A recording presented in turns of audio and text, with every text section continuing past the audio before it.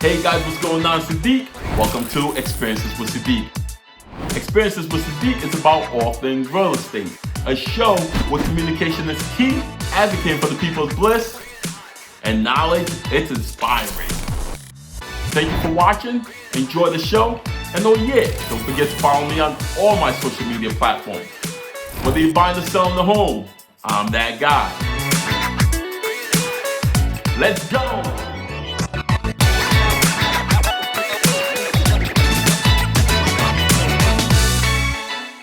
Hey guys, what's going on? It's your man Sadiq. Welcome to Experiences with Sadiq. Today I have two amazing guests, Toyin Omisore and Kemi Omisore. One of them, Toyin, actually owns Roam Loud, which is a fitness apparel, and Kemi actually runs Afrobeat Beats, which is basically a dance instruction company.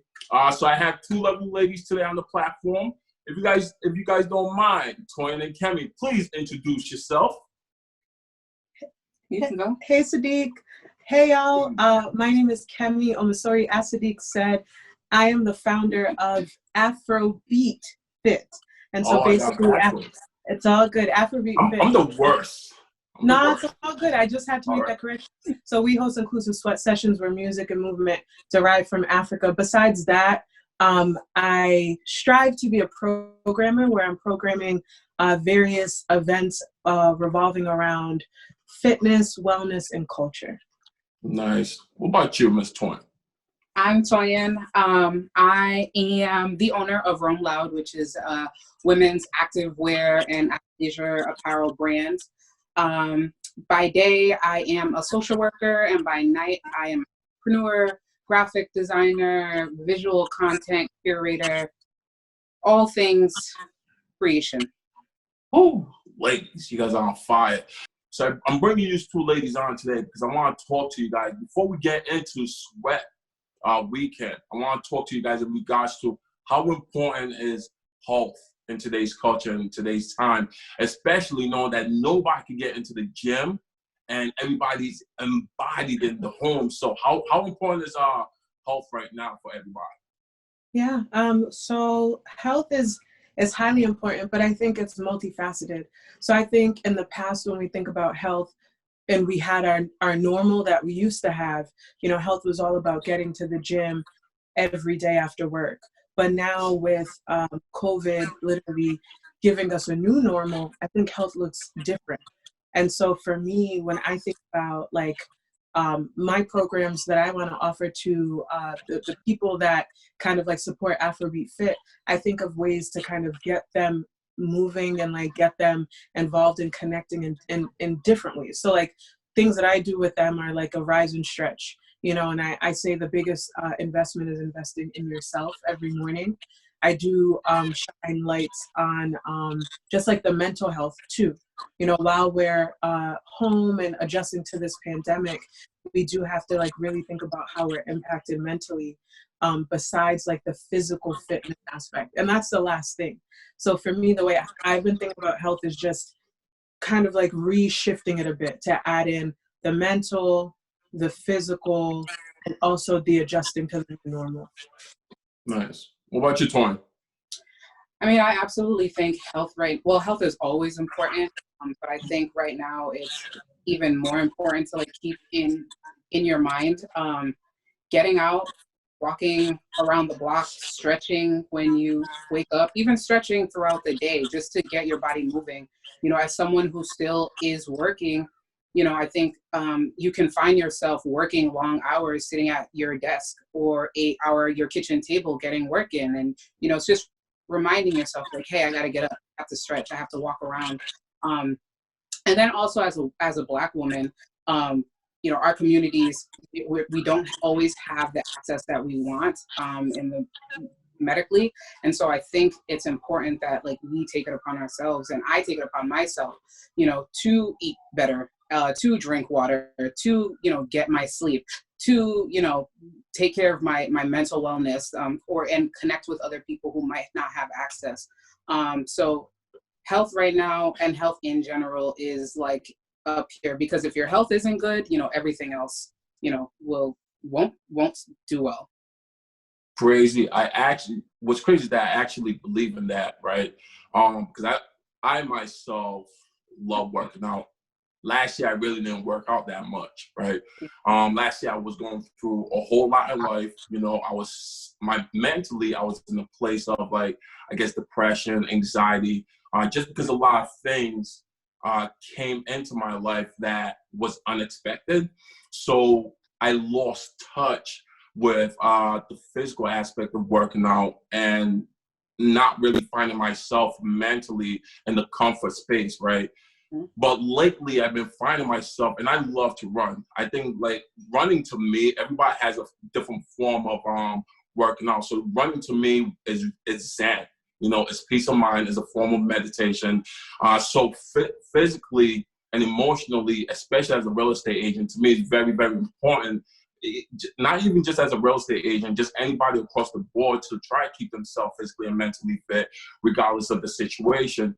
Especially, I remember last year when my manager, Bob Linton, he was talking about, Sadiq, you're a pretty big guy. You work out. I'm like, I used to, but right now I'm not in that mental space, you know. So I really, really do understand what you guys are talking about in regards to how important health is to people.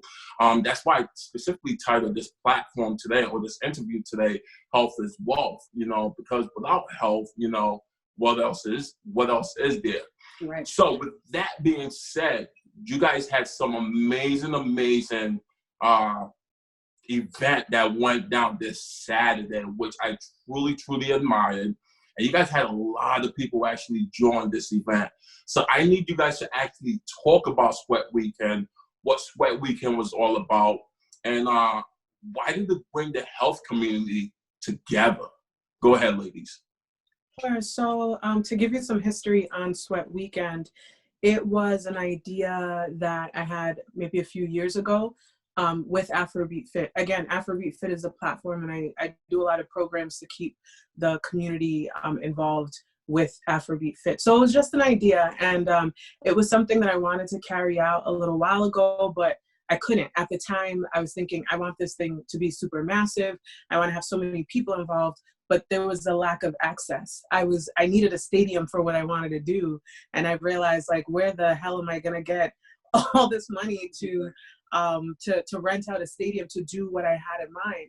And so very recently, when COVID hit and it felt like the world was melting around me, there was one day that I felt like God was telling me, well, God gave me the green light and said, stop waiting for somebody to tell you go, just do it. You know, and so as a Black woman, as a woman entrepreneur, you know, as somebody navigating this world with, you know, a lot of barriers, like it does feel like sometimes we're waiting to be told, like, yes, or we're waiting to be given an invitation. And so when COVID hit and everything was going wrong, I was like, you know what, I think this is the best time for me to do what I want to do with my company. I need to keep programming, whether there's money coming in or not. I need to keep my people involved. And so Sweat Weekend was this thing. And so initially it was called like SweatCon. Back then it was just an idea, having like just different women coming together. It actually focused on women. But when I wanted to do it, when we started planning it a few weeks ago, I was thinking, okay, I know a lot of fitness people across the US, just with being in this, doing this work. I could easily just kind of like set a lineup that has so many different people with different types of fitness stuff, and it could just be a lit day. And so that was initially the idea. And I presented it to Toyin, and I was like, you know what, I think I want to carry this out. Toyin had been talking about Hopin, this software that she kept seeing people doing conferences on. And for me, I'm like, okay, that sounds dope. How can we just do it? Let's just do it. And so I remember we brainstormed in here in this room, and we just started with like writing down, just like, you know, literally brainstorming everything that we want the event to look like. So I was just writing down the people that I know. Toyin was throwing in ideas about how we can tie in Roam Loud, how we can really make it, like how we could really create an experience with Sweat Weekend. And we also added in, we also thought it was super important to add mental health segments in the lineup. Right. I mean, I think that was one of the most like crucial pieces where we said to ourselves, like, look, we can't just have, 18 fitness instructors. We need to put mental health segments within the day. And it also needs to be hosted by a man and a woman. So we can be able to have those conversations coming from different people and different perspectives. Yeah, different identities. Yeah. And so that was, I think, I'll say, I agree. Like that was the thing. We wanted to redefine, just like redefine a fitness convention, not just fitness people, but also tying in, the things that we don't talk about: depression, health, wellness, how we're anxiety. Navigating the space right now during COVID. Right. And so that's honestly where that was the foundation of everything. And I remember when we started kind of getting things going, I told Toyin, I said, listen, I want the whole brand to be South Beach vibes. I was like, South Beach, Miami, this is what it is. And I sent her a visual of it. And I remember I was downstairs just excited because I really wanted to tie in that South Beach. You said Miami vibes, South Beach vibes. Yeah. And I just was there's like a lyric. I don't know. About going back to South Beach, something like that. So that was just the essence. Taking my talents back to South Beach. So in my mind, I'm just like, I want that essence. And so I sent Toyin the hex codes, the colors. I sent her and the timeline, the dates. Oh, and the timeline, because we didn't have much time. Right. We did it in 2 weeks. 2 weeks. And literally Toyin said, boom. And she started creating just this miraculous experience around the marketing. And so while Toyin was like literally bringing this thing to life with the marketing, I was just on the other end, carving out the talent, managing that, and literally just us together. We literally worked for 24 hours, probably worked for 20 of those 24 hours a day, just really trying to like pump this thing out. And this is not our first go round, like some may be like, oh, they did that, I can do it too. And it's like, now, like we've paid our dues. Like we've had multiple failed businesses, multiple businesses for the past 5, 6, 7 years. Yeah. And so why do these ladies think why do these ladies think this was something that actually worked, and it brought people together in masses on a one-day event, and you guys were successful with it? Why do you guys think it worked like that? And I think it was a perfect marriage in so many different ways. I think for one, this is the first time in a lot of people's lives where we're like forced to like just be in one place and to like sit still. Our distractions, granted there are distractions with like kids and other family members and the virus and things like that, but we're also home. We're not moving, So I think that was one thing. I think one of the biggest things is I feel like Kemi and I have spent the past 5, 6, 7 years failing, but also learning. So it's like, it's not necessarily, so we say our businesses failed, but like I've learned how to build, I'm a freelance web designer because of all our businesses. And so I feel like we took all those years of experience and like dumped it in this one event that was we were able to like create this like beautiful like space. And then we've also had years of building a network versus, maybe that's not something that we were so strong in before. So I think it's a lot of those things: network, people just being in one space, our knowledge, all of it. What do you think? No, I agree. I think it is like, if you're thinking about a pie chart, it is different pieces of that. Right. So I do agree that it was the paying of the dues of the knowledge that we had.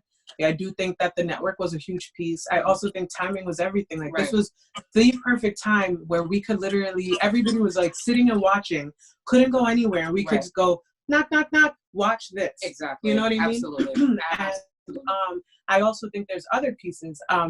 For me, like I'm grateful to have the Afrobeat Fit tribe because I relied on them to come through, and they did. Yeah. And I also think that marketing is key. Yeah. Marketing in two bits. I do think, your graphics have to always be on point. Mm-hmm. And I think that Toyin executed that to the T. Yeah. And I say that with humble confidence that the graphics were brilliant. Yeah. And I also think that there's another end, that marketing. you know, getting your product in the faces of the people that want it the most. Not just having something good, but giving it to the people that that will kind of like devour it and that will eat it up. And not being shy about it. Not being shy to say this is the event that this is an event I'm having. What do you mean by that? So I will say, like, probably days leading up to it, like, we're running Facebook ads, we're posting about it, you know, Kemi's on her lives talking about the event. We're in DMs, we're in emails. So being unapologetic. Roaming loud. Roaming loud, like, about, like, hey, this is a dope event that we created and we want you to check it out. Yeah. And we think it's going to be a great time. Right. And then I think the last thing is the altruistic piece. As I kept saying, like, altruistic meaning, like, we were giving, you know, like, the reality is that with an event like that, nothing came back to us. Like, it was a free event. It showcased literally amazing people from across the world. We did have people from Tanzania and South Africa that were a part of the talent. It cost money to put on. Yes, everything costs money, but it was free. Right. You free know? For the people. Right. Yeah. The talent got things out of it. You know, we raised money because it was also a cause. So we raised money for fitness professionals in need as well. And so when you really think about, like, how this impacted us, we didn't walk away with stacks. Right. It literally was just like a way to, like, market something very well for the community. And that was the other essence of this. It was for the people. Yeah. And you know what's crazy? I think you guys did an amazing job with that, because you guys really brought a situation into people's house, knowing that everybody's consumed in a box, right? Nobody could go nowhere. Everybody just consumed in this one box. And for you guys to actually take that initiative, step forward, and be able to provide something that is engaging. Not only that, but one, providing something that's physically beneficial to others, and two, the most important, mentally beneficial to other people. Let me ask you guys this. Do you guys see yourself doing another one of these platforms? Because I think there's people out there, other realtors, other entrepreneurs, other business people that will love to take part in something like this again in the future. Well, so I wanted to say one other thing, and then I'm gonna go into your question. So I can't just take the full. I can't just take your words. I must shine light on Carvin, and Carvin isn't here. She's another member of the Afrobeat Fit team, and she was another huge asset to bringing this thing to life, because she like literally hit the ground running with our social media marketing.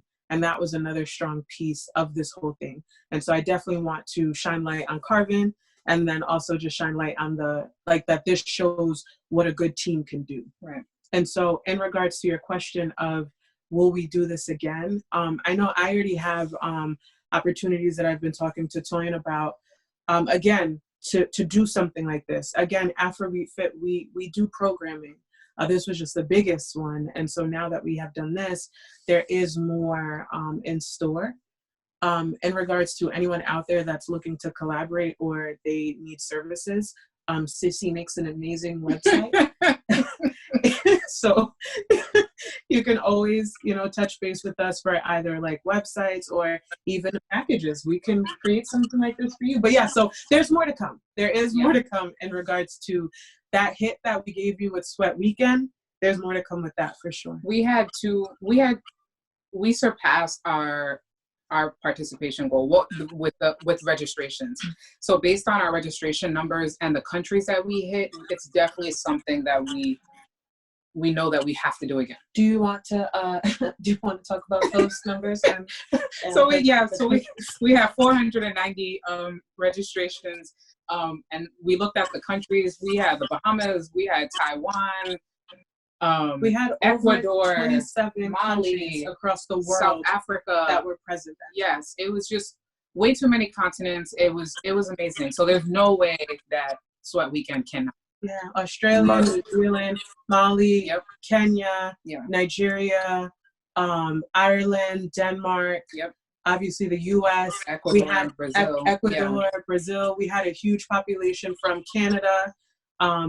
So as Toyin said, we're definitely going to do this again. People are listening, people are tuning in, people are watching, and we did this in 2 weeks. So what will happen if we gave it a month? Right. Nice. Exactly. Nice. So ladies, anytime people want to reach out to you guys for anything, you guys did an amazing job. How can people actually reach out to you? What's your social platforms or your contact info? Share it. You can find me on Instagram. You can either follow Roam Loud, ROAMLOUD, Roam Loud, or you can follow my personal Instagram page, Toyin, TOYIN_OM, or you can just send me an email, hello@roamloud.com. Nice. You, Kemi. And for me, I am anywhere Afrobeat Fit is. So if you check out Afrobeat Fit, AFROBEATFIT, I'm there. And then also, if you want to connect with me personally, my Instagram is IDream anyway. Everything is spelled correctly. So yeah. Nice. You guys you can find us there. You can find us there, and we're always wearing Roam Loud. You guys hear from the two lovely ladies, the two sisters, Toyin Omisore and Kemi Omisore. You guys know what it is. Every live Tuesdays, where I'm always going to present you guys something amazing, whether it's real estate pertain or just somebody who's making major impacts in the community, and we could tie that into real estate. I'm always going to share. I'm always going to give others that opportunity to do so. You guys know what it is. Once again, your man Sadiq. You know what it is. Communication is key. Advocating for the people's bliss, and knowledge is inspiring. Catch you guys next time. Talk to you guys soon.